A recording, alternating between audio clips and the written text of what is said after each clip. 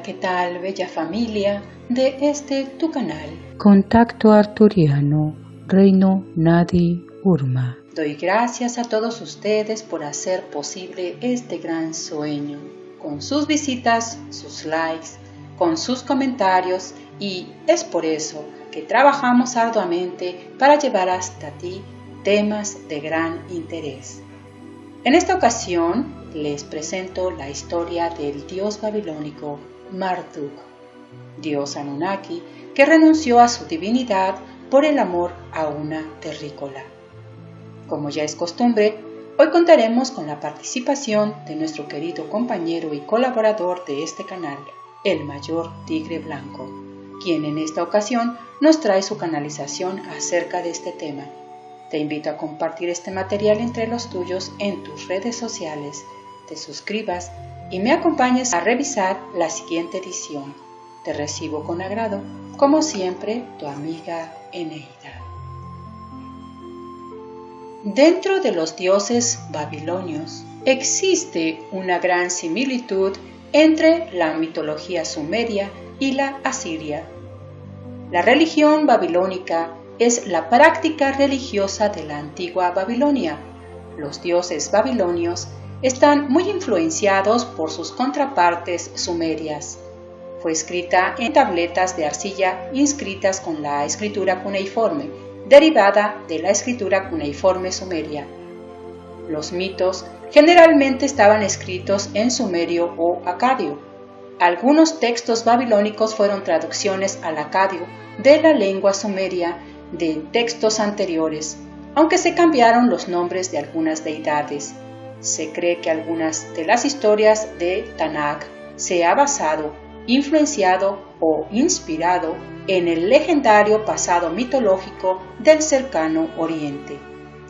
Marduk era el dios patrón de Babilonia, el rey de los dioses babilonios, quien presidió la justicia, compasión, curación, regeneración, magia y la equidad, aunque a veces también se le conoce como un dios de la tormenta y una deidad agrícola. Su templo, el famoso Zigurat, descrito por Heródoto, el considerado el modelo de la bíblica Torre de Babel. Los griegos lo asociaron con Zeus y los romanos con Júpiter. Era el principal entre los dioses babilonios. Él es representado como un humano en túnica real, llevando un dragón, serpiente y una pala. Marduk parece haberse originado de una deidad local conocida como Asar-Lugi, un dios del granjero, simbolizado por la espada, conocida como Marduk, que continuó como parte de su iconografía. Sin embargo, el nombre de Marduk, aunque vinculado al marro, se traduce como becerro, aunque comúnmente se le conoce simplemente como Bel, Señor. Lejos de la deidad local de la que surgió, Marduk se convertiría en el dios más prestigioso del panteón mesopotámico. Era el hijo de uno de los dioses babilonios de la sabiduría Enki, también conocido como Ea, considerado un dios creador en algunos mitos, que también estaba asociado con agua fresca y vivificante. La asociación de Marduk con Enki está sin duda vinculada a la deidad regional anterior, Asar-Lugi, que tenía la misma relación y compartía muchas de las características de Marduk. La esposa de Marduk era la diosa de la fertilidad, Sarpanitu. Muchas deidades babilónicas, mitos y escritos religiosos son singulares de esa cultura. Por ejemplo, la única deidad babilónica, Marduk, reemplazó a Enlil como la cabeza del panteón mitológico, el Enuma Elis. Un mito épico de la creación, fue una obra original de Babilonia. El saqueo o destrucción de los ídolos se consideraba una pérdida de patrocinio divino, Durante el periodo neobabilónico, el príncipe caldeo Marduk apla Idina II huyó a las marismas del sur de Mesopotamia. Tenía las estatuas de los dioses de Babilonia para salvarlos del ejército de Sennacherib de Asiria. Cada ciudad de la antigua Mesopotamia tenía un dios patrón que se encargaba de protegerla y del que dependía su prosperidad. De hecho, según el pensamiento de los mesopotámicos, la ciudad se fundaba para ser morada del dios, el cual vivía en el templo, y la prosperidad de dicha ciudad dependía de la buena relación entre el dios y los reyes. Según la mitología sumeria, Marduk era uno de los pequeños dioses del panteón mesopotámico durante el tercer milenio antes de Cristo, hijo de Enki y Damkina o Ninhursag, y padre del dios de la escritura Nabu. Se trataba de un dios sin excesiva importancia, lejos de lo que se convertiría con el tiempo en el milenio primero antes de Cristo. Los sumerios le conocían con el nombre de Amar-Utu, cuyo significado es becerro solar, y en época babilonia su nombre probablemente debió pronunciarse Marduk. Originalmente parece que Marduk era el dios de las tormentas eléctricas, pero el poema del Enuma Elish narra cómo llegó a ocupar el lugar principal del panteón mesopotámico tras derrotar a Tiamat, un monstruo o dios que representaba al caos. La diosa, que con mayor frecuencia aparece citada en los textos como su esposa Sarpanitu o Sarpanitu, y cada año se celebraba en Babilonia el matrimonio entre ambos. Pero, ¿cuáles eran los principales rasgos de la personalidad de Marduk? Según el poema de Justo Sufriente, Marduk era un dios de contrastes, un dios calmado pero a la vez furioso, implacable pero clemente, de corazón blando y de mano dura. La esposa de Marduk era Sarpanitu o Sarpanitum, una diosa madre cuyo nombre significaba brillante como la plata, aunque en algunos textos se refiere a ella como hembra. Fue quien le dio a Marduk su hijo Nabu, el patrón de Borsipap, y dios de la escritura y de la sabiduría. La figura de Marduk está ligada a Babilonia, ciudad de la que fue dios principal. Además, Marduk fue el rey supremo del panteón babilónico. Al igual que la ciudad de Babilonia, era una entidad sin importancia hasta el segundo milenio antes de Cristo. Marduk era una divinidad casi desconocida hasta que se produjo el auge de la ciudad con Hammurabi. Pero el papel de Marduk en Babilonia iba mucho más allá. En realidad, el rey era considerado el delegado de Marduk, por lo que, en cierta medida, el dios estaba presente en los designios de la ciudad, ya que el rey era su mensajero. Todo ello hace pensar que desde los tiempos de Hammurabi, uno de los requisitos para reinar en Babilonia era rendir culto a Marduk. Una muestra de ello podría ser la siguiente frase que se recogió del prólogo del Código de Hammurabi: «Príncipe piadoso, temeroso de mi Dios, Marduk, para proclamar el derecho en el país, para destruir al malvado y al perverso, para impedir que el fuerte oprimiera al débil». Tal fue la importancia del dios que en honor a Marduk se celebraba la fiesta más destacada de Babilonia, la del Año Nuevo. En esa festividad, que se prolongaba durante varios días y en la que participaban todos los dioses de Babilonia, el rey trataba de conseguir el favor de Marduk para ese año. Aunque la celebración de la ciudad de Babilonia sería la más importante, la fiesta de Año Nuevo se celebraría también en varias ciudades del reino. Con la llegada de Hammurabi al trono de Babilonia, no solo cambió la historia de la ciudad, sino también la de su dios protector. A partir de ese momento la ciudad comenzó a ganar importancia, extender su territorio, su influencia y a su dios nacional, Marduk, en numerosas ocasiones mencionado como Bel o Señor. Se le colocó en la cúspide del panteón sustituyendo a Enlil y le construyeron sus dos fastuosos templos. Hammurabi supuso un cambio del rumbo para la ciudad de Babilonia. Su espectacular ascensión estuvo acompañada de su dios, Marduk. pero este se trataba de un dios secundario, por lo que Hammurabi hubo de esforzarse para situarlo entre los grandes dioses. En el prólogo de su famoso Código de Leyes, intenta situar a Marduk en la cúspide, ocupando el lugar del dios supremo sumerio, Enlil. Así, en el prólogo del Código Hammurabi se dice: cuando Anu, el altísimo rey de los Anunnaki, y el divino Enlil, señor de los cielos y la tierra, que prescribe los destinos del país, le otorgaron al divino Marduk, al primogénito del dios Enki, la categoría de Enlil de todo el pueblo. Como vemos, Hammurabi sitúa a Marduk a la cabeza de los grandes dioses. Esto fue una tarea difícil y larga. Consciente de ello, al final del Código Hammurabi realiza una exhortación a los grandes dioses para que castiguen a quien destruya la estela, y entre estos grandes dioses no aparece Marduk. No sería hasta finales del segundo milenio cuando Marduk fue aceptado por todos como el rey supremo de los dioses, sustituyendo a Enlil. Las representaciones del dios Marduk son escasas.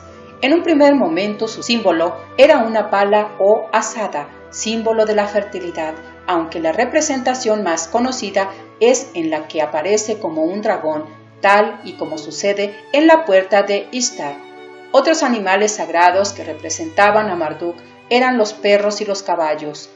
En unos pocos sellos cilíndricos también aparece con forma antropomorfa, y en ocasiones también aparece caminando o de pie sobre un carro de guerra, con una túnica decorada con estrellas, y suele portar un cetro, una lanza o un rayo. Pero hablemos de la importancia de la deportación de la estatua de Marduk. Dentro de la importancia de la estatua de Marduk en Babilonia, era conocida por el resto de las potencias próximo-orientales. De ahí que hasta en 2 ocasiones esta estatua de Marduk fue deportada tras ser saqueada de la ciudad. La primera de ellas fue cuando Babilonia fue atacada por los hititas en el año de 1595 a.C., y estos se llevaron un rico botín. Entre él se encontraba la estatua de Marduk y su esposa. La segunda vez que la estatua del dios fue deportada tuvo lugar durante la intervención de Elam en torno al año 1155 a.C. Aquel entonces el monarca babilonio fue hecho prisionero y llevado hasta Susa, capital elamita, junto a la estatua del dios de la ciudad. Durante el tiempo que la estatua estaba fuera de Babilonia, no se podía celebrar la fiesta de Akitu o del Año Nuevo, ya que se consideraba que sin su dios la ciudad estaba desprotegida. Es más, según la profecía de Marduk, cuando la estatua del dios estaba ausente, pasaban cosas tan terribles que los cadáveres bloqueaban las puertas de la ciudad, los hermanos se podían comer unos a otros entre ellos, o los amigos se golpeaban con mazas. Amigos, por el momento es tiempo de recibir a nuestro compañero el Mayor Tigre Blanco, quien trae para ustedes su canalización. Mayor, bienvenido a esta su casa. Adelante y le dejo los micrófonos. Muy buenas tardes, ¿cómo se encuentran, hermanos estelares? Un gran saludo. Es un placer nuevamente estar aquí en tu canal, mi querida Eneida, y también mandar un gran saludo para el canal UFO Urma Titans y para el canal hermano Contacto Arturiano Nadi Urma. Pues en este episodio número 4 del Alfa Urma, para hablar de la guerra de los dioses, esas grandes epopeyas y esos grandes personajes que han estado aquí desde el principio de la humanidad, antes de ella, antes de su creación, y que han sido grandes héroes legendarios que han estado luchando por algunos por bien de la humanidad y otros en contra. Es así que nos tenemos que remontar a las guerras de Liria y Orión, cuando los Anunnaki llegan aquí a la Tierra, exiliados de esas guerras, y aprobando un proyecto de la Federación para que ellos crearan el envase humano. Había un consejo Anunnaki en el cual el padre Anu y los hermanos Enlil y Enki tenían puntos de vista diferentes en cuanto a la extracción del oro y en cuanto a la extracción de otro tipo de especia que en este tiempo en el planeta se tenía. Es así como los Watchers en un momento dado reclamaron a Anu la explotación de la que eran producto algunos Anunnaki, y es aquí donde se propone por conducto de Marduk, ese gran comandante Anunnaki, la creación del ser humano. Es aquí donde empiezan a haber diferentes puntos de vista y diferentes opiniones respecto a cómo debía de llevarse a cabo este proyecto humano. Marduk, hijo de Enki y de Namkina, llegó a ser un gran comandante militar, un gran astronauta, experto, con clarividencia y con todos los sentidos muy desarrollados.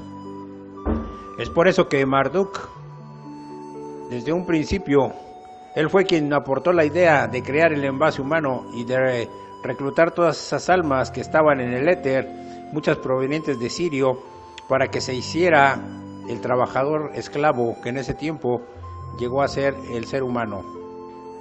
Pero es aquí donde se debatió mucho, porque no querían que se creara un ser humano altamente capaz, sino más bien un ser humano que fuera solamente un esclavo en las minas. Es aquí entonces que nos tenemos que remontar al poema del Enuma Elish, cuando los dioses primordiales crearon a Anu y a otros dioses que empezaron a procrear y a crear otros semidioses.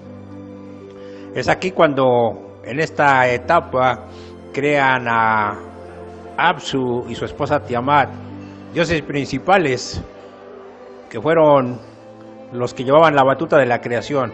Pero en un momento dado, Apsu decidió que tenía que destruir todo lo que había creado para volverlo a reiniciar, a lo que la diosa Tiamat, siendo aún diosa de la oscuridad, se opuso y no estaba de todo de acuerdo.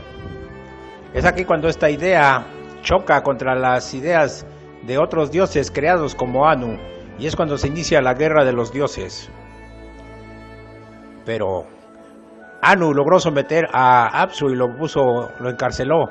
Sin embargo, la más peligrosa era Tiamat, más poderosa, porque ahora venía su venganza y su revancha.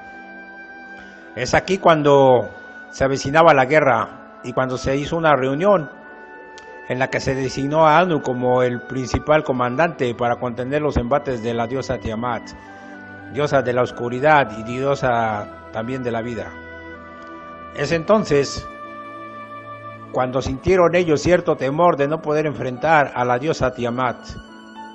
Es aquí cuando entra este héroe legendario, este comandante Marduk, como ya hemos dicho, de cualidades más allá de lo visto antes, de valentía, de percepción extrasensorial, de visión remota y por supuesto de una alta tecnología en cuanto a naves y a cuanto a armamento, con armas de plasma y psicotrónicas.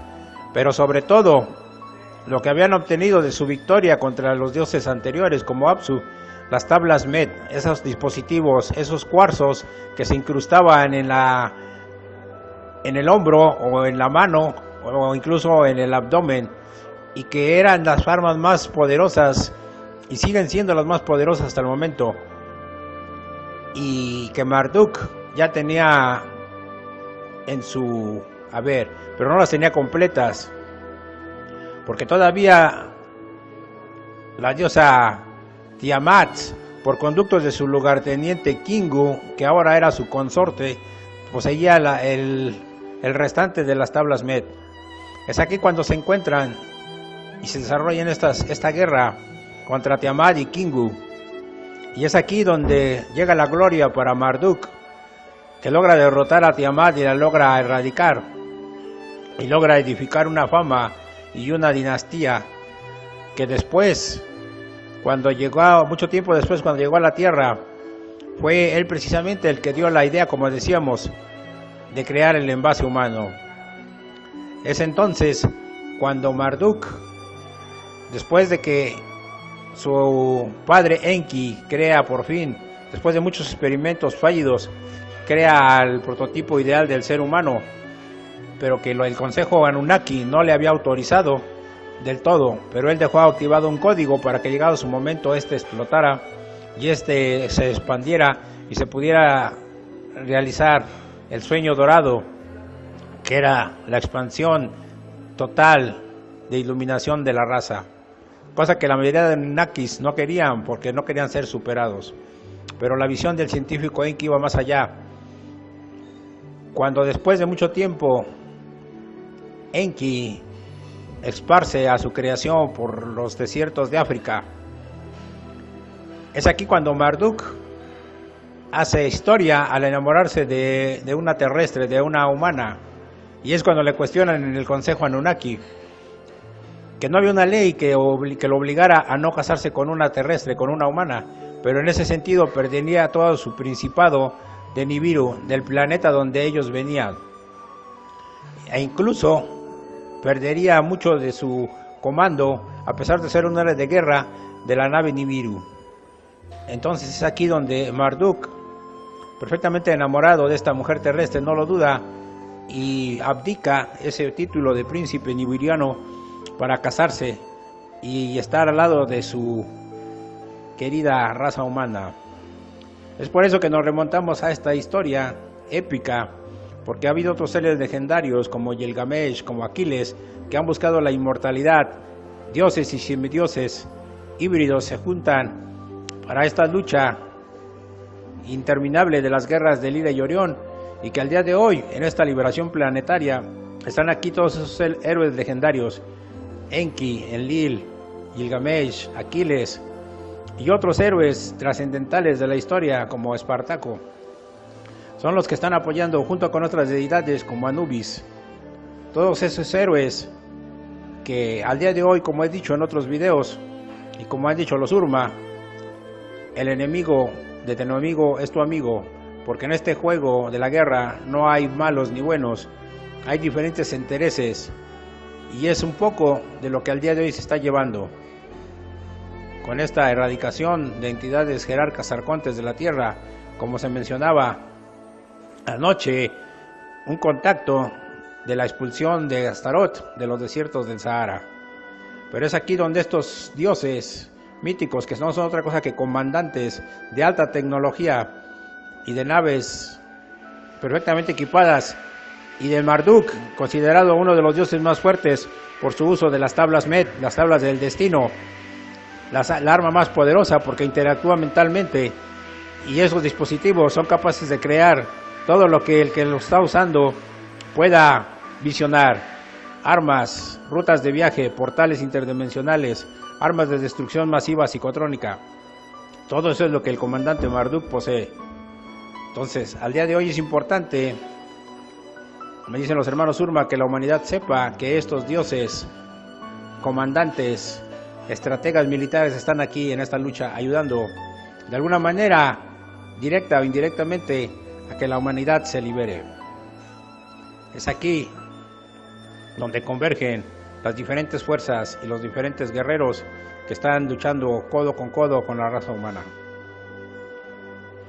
Entonces, de esa manera, Marduk se convirtió en el rey de Babilonia, e incluso pudo tener un fractal, porque estos dioses tienen la capacidad de habitar en un fractal cuando reúne las características energéticas necesarias para que pueda interactuar a nivel 3D, 4D y 5D. Es por eso que se pierde en la noche de los tiempos desde los antiguos sumerios, y es cuando es convertido en una divinidad de la cultura acadia. Por eso, al día de hoy estamos conscientes, y los hermanos Urma reconocen que se está luchando y se está echando mano de toda la ayuda posible que en estos momentos necesita la humanidad, y que dioses como Marduk están ahí para respaldar su amor inquebrantable hacia la raza humana. La historia de este héroe legendario del rey Marduk, este rey babilónico, está muy ligada, como ustedes podrán ver, a la historia humana. Y al día de hoy, los comandos Urma en muchas de las ocasiones han trabajado de la mano de este comandante legendario de los Anunnaki. Porque hay que recordar, como decíamos en el video pasado, que Egipto estaba poblado por varias razas extraterrestres, no solamente por los Anunnaki, sino por Atlantes y Homo capensis. Y todos ellos, desde ese tiempo, lucharon en el legendario Egipto por el control de la tierra y el control humano. Al día de hoy la lucha es por la liberación planetaria en conjunto con otras razas progresivas como los arcturianos, los telosianos, los sumitas, los alfa centauri y algunos pleiadianos, por citar algunos. Y es aquí donde entran esta guerra de dioses, estas deidades, estos comandantes interestelares poderosos, sobre todo Marduk. Hay que tener muy en cuenta, me comentan los Urma, porque Marduk posee esa alta tecnología de las tablas Med, esos cuarzos conocidos como las tablas del destino. Entonces, nuevamente nos los ponen en muchas de las películas al día de hoy para que nosotros no descifremos la verdad de lo que está pasando. El reinado de Marduk se extiende desde Medio Oriente, desde Sumeria, cuando las dos vertientes del Tigris y el Éufrates empezaron a recorrer los ríos de Medio Oriente, y hasta ahora, hasta los territorios de África, porque Marduk está convencido de que esta tierra es parte de él, de la herencia que le dejó la unión por medio de su pareja humana, de su pareja terrestre, y que al día de hoy hace válida esa potestad.